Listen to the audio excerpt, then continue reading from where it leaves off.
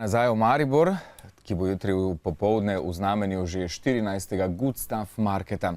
V parku kulturnega centra Pekarna pa poleg izmenjave rabljenih oblačil in pa predmetov še drugo pestro dogajanje in pa seveda ukrepčilo z veganskim kosilom kolektiva Hrana, ne orožje. Več o tem s organizatorko Good Stuff Marketa, Nežko Struc, Nežka, dobro jutro, in pa Gregorjem Stamejčičem iz kolektiva Hrana, ne orožje. Dobro jutro, Gregor, tudi tebi. Zdravo. Če začnemo takole, v bistvu je to predpraznovanje, lahko rečemo 20. obletnice Pekarne, ki jo boste obeležili v soboto, o tem bomo rekli kakšno v nadaljevanju. Najprej pa Good Stuff Market, 14. po vrsti je. Kaj dejansko se na njem dogaja? Nekaj sem sicer že omenil, da gre za izmenjavo, pa vendarle.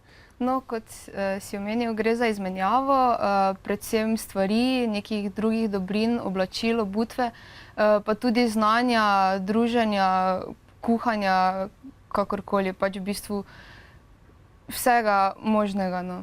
Kako se je Good Stuff Market prijel? Konec koncev so časi precej drugačni, kot so bili še nekaj let nazaj. Po drugi strani se pa vendarle zavedamo, da ogromno izdelkov ali pa nekih stvari, predmetov, ki jih imamo doma in ne uporabljamo več, so lahko zelo dragoceni za nekoga. Točno iz te ideje se je v bistvu razvil. Začela ga je Anja Koželj lani, oktobra, oziroma predlani. Potem pa smo ga v bistvu mi nadaljevali, ker se je ona preselila in pač več ni mogla biti tukaj.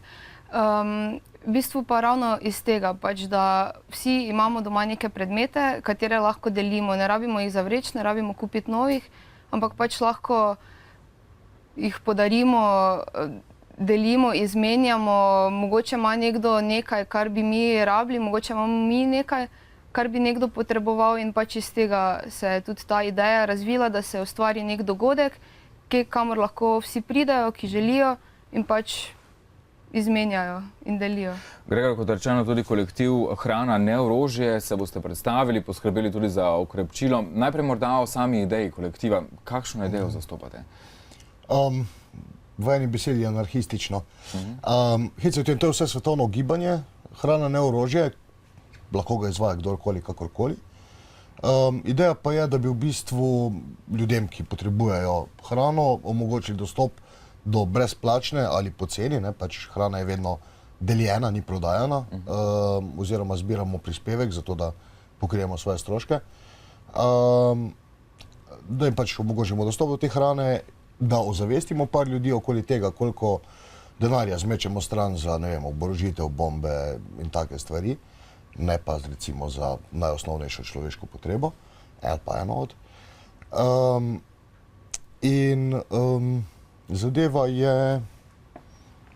funkcionira že kar en čas. Funkcionira znotraj tovarišij anarhistk in anarhistov Maribor, zelo dobro sprejeta. Komu največkrat dejansko pomagate potem s hrano? Večinoma, Pekarna je dokaj blizu Magdalenskega parka, ki je dokaj blizu pač Rdečega križa, kjer imajo zavetišča brezdomci, in dosti teh ljudi pride tja jest, konkretno. Poleg tega pa pač lokalnim prebivalcem, ljudem, ki se zadržujejo na območju Pekarne dosti, nekaj od njih je tudi v bistvu skvoterjev in tako naprej.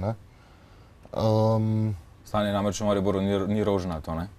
Seveda. Kateri so predmeti ali pa katere stvari se najpogosteje izmenjujejo na Good Stuff Marketu? V bistvu največ je oblek, pač ker jih vsi imamo največ, tudi naprimer brezdomci, ko smo delali pakete za njih, take čez zimo, z osnovnimi potrebščinami, z brisačami, krtačkami in to. In smo jih pač vprašali, če hočejo kakšno obleko, pa so pač rekli, da ne. Tako da pač največ je oblek, vsi imamo največ oblek in pač tudi jih najrajši izmenjujemo. Kaj se bo še jutri dogajalo, poleg samega Good Stuff Marketa in poleg deljenja veganskega obroka Hrana, ne orožje? V bistvu, glavno bo itak Good Stuff Market bo potekal zdaj, ker je lepo vreme, bo potekal v parku med stavbo Infopeke in Pekarne. Drugače pa več ljudi bo razstavljalo svoje predmete, kakšne unikatne izdelke. Potem kuhalo se bo tudi, pa Bukvarna Ciproš bo naprimer tudi svoje knjige ponujala. Potem pa še bo tudi DJ bo pa vrtel tudi glasbo. Za glasbeno spremljavo celotnega dogodka. Za vzdušje. Kot rečeno, je tole nekako predpraznovanje 20. obletnice Pekarne. Obeležili jo boste v soboto, ves dan bo v znamenju, lahko rečemo, svojevrstnega praznika. Pa vendarle, kaj je po 20 letih Pekarna? Pekarna je neobičajen pojav. Je ena organska tvorba v tem mestu.